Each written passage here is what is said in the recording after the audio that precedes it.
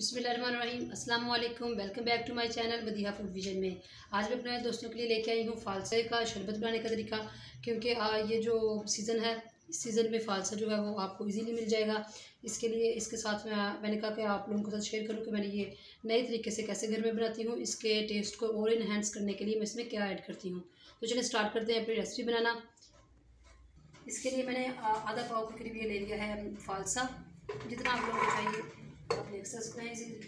इसमें टेस्ट के लिए मैं इसके अंदर डाल रही हूँ पुदीने की पत्तियाँ, काला नमक डाल रहे हैं इसके अंदर जायके के लिए,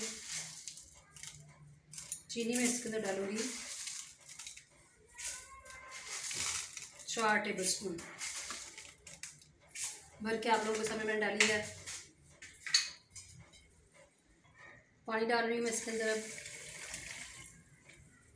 और बर्फ़ जो हम लोग बाद में ऐड कर लेंगे ग्लासेस के अंदर।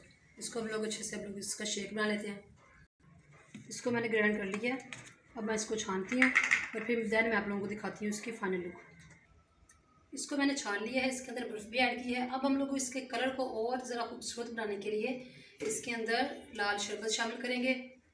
इससे इसका कलर और खूबसूरत नज़र आएगा ग्लासेस में। बस काफ़ी है। इसको अच्छे से ठंडा कर लेते हैं। अब हम लोग इसको ग्लासेस में निकालते हैं। आप लोग देख सकते हैं माशाल्लाह से कितना प्यारा इसका कलर आया है। तो आप लोगों ने जैसे सर्व करना है, जितने ग्लासेस बनाने हैं उस हिसाब से आप लोग ले सकते हैं। गर्मी का ये दौर है, इस शदीद गर्मी में अब तो ये आप लोगों को इजीली मिल भी जाएगा।